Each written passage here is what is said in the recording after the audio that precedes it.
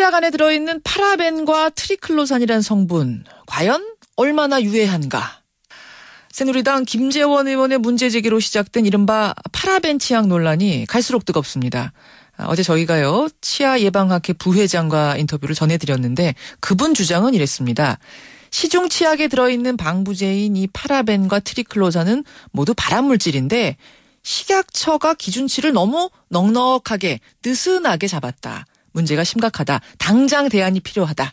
이런 거였습니다. 이 인터뷰 나간 뒤에 파장이 상당했고요. 식약처가 저희에게 해명 인터뷰를 요청해왔습니다. 지금부터 직접 들어보죠. 식품의약품안전처 의약외품정책과의 안영진 과장 연결이 되어 있습니다.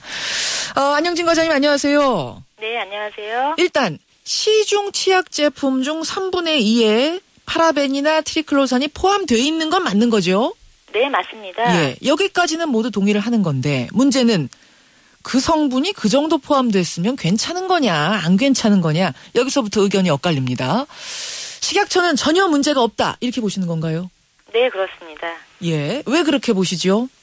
그 파라벤과 트리클로산이 그 발암성과 내분비계 장애 논란이 있는데요.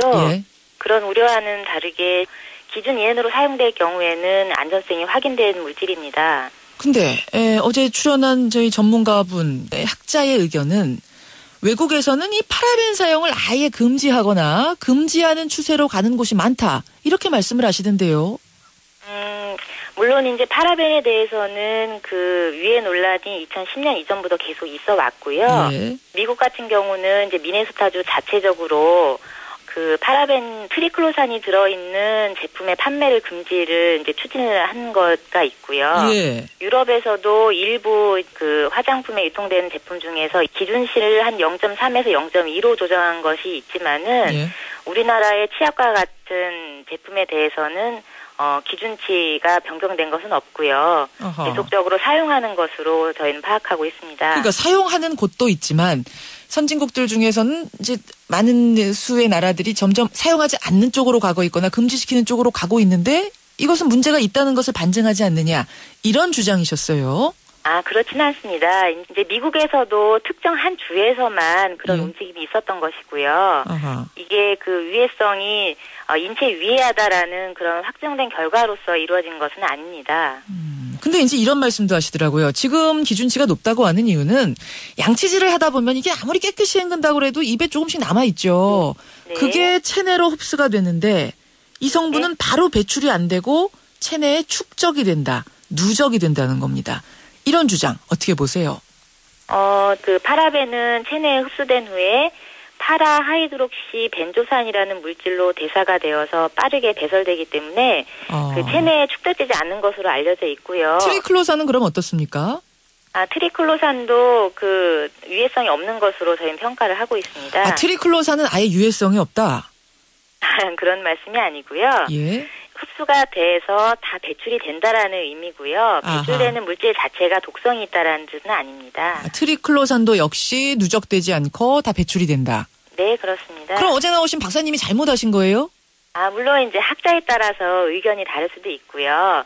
이런 연구 결과들이 지속적으로 모아지면 예. 어떤 기준 설정이라는 거에 대한 합의가 이루어지고 그 결과에 따라서 기준치가 만약에 더 낮게 설정될 필요가 있다면 예. 그때선 정부에서는 그런 이제 기준 조정이나 그런 조치를 취하고 있습니다. 그렇군요. 학자마다 의견이니까 그 부분에 대해서는 다른 것이다. 근데 학자마다 의견이 다른 것이면 말입니다, 과장님.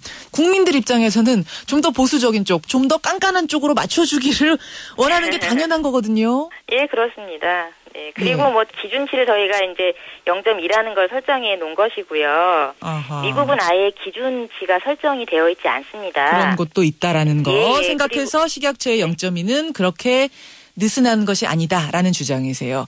네, 그렇습니다. 한 개 더 봐야 됩니다. 트리클로산인데요. 이 네. 트리클로산이라는 방부물질 경우에는 아예 우리나라의 기준치 자체가 없더라고요.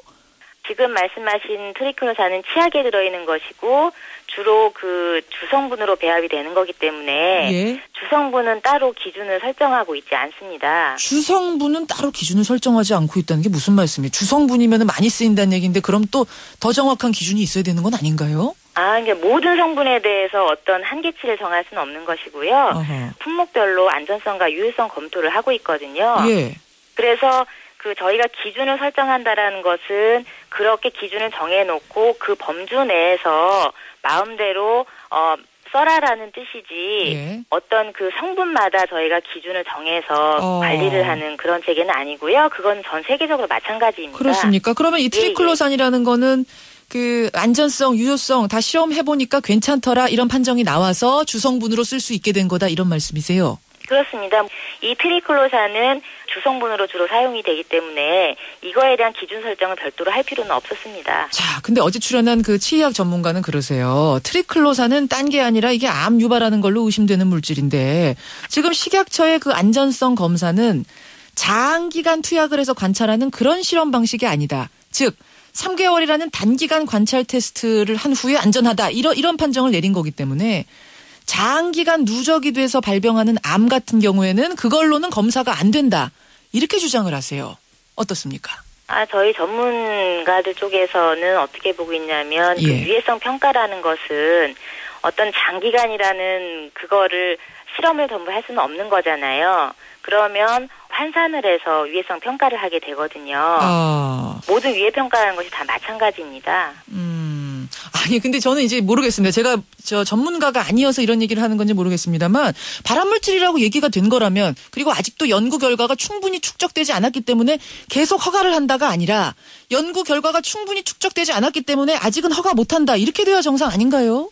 네. 4월부터 저희가 트리클로산에 대한 유해 평가를 실시를 하고 있습니다. 예. 그 결과에 따라서 허용 기준을 전반적으로 재검토를 할 예정이고요. 그다음에 국민들이 어떤 보존제가 얼마나 들어있는지 알 수 있도록 표시하는 법령 개정을 계획을 하고 있습니다. 제가 어제 이 논란이 있고 나서 집에 가서 치약을 살펴봤더니 정말 안 써 있더라고요. 성분이 안 써 있어요. 주요 성분만 기재를 하게 되어 있고요. 이제부터는 다 기재합니까? 이제는 보존제도? 아닙니다. 전 성분에 대한 표시는 화장품에서만 되어 있고요. 의약 외품은 주요 성분과 그다음에 보존제, 국민이 관심 있어하는 그런 성분에 대해서만 기재하는 것으로 그렇게 추진할 계획입니다. 알겠습니다. 예. 네. 이렇게 전문가 의견 나누고 지금 국민 불안해하면요, 과장님. 네. 파라벤과 트리클로산이 아닌 다른 방부제, 이게 대체 물질이 있다고 어제 학자가 그러시던데 그걸 쓰도록 권장하는 건 어떻습니까? 파라벤류가 함유되지 않은 치약도 현재 유통이 되고 있고요. 예. 그래서 이런 것들은 저희가 특별하게 문제가 된다고 하는 것들은 기준을 정하지만 그렇지 않은 것들을 이제 보존제를 개발을 해서 사용을 하고 더 그런 좋은 것이 있다면 저희가 당연히 그런 것들을 알리고 제조업체에서 그런 것들을 사용하도록 지도해 나가야 되겠죠. 예. 파라벤이나 트리클로산을 지금으로서 못 쓰도록 이거를 규제할 방법은 없다는 말씀이세요. 네, 그렇습니다. 일단은 지금으로서는. 아주 유해한 물질이라고 확증된 것도 아니고 저희가 설정한 기준치 이내에서는 안전하기 때문에 일단 이것을 제한하는 것은 좀 더 고려를 해봐야 될 것 같습니다. 예, 여기까지 말씀 듣도록 하겠습니다. 오늘 고맙습니다. 네, 감사합니다. 예, 식약처의 반론 들어봤습니다. 의약외품 정책과 안영진 과장이었습니다.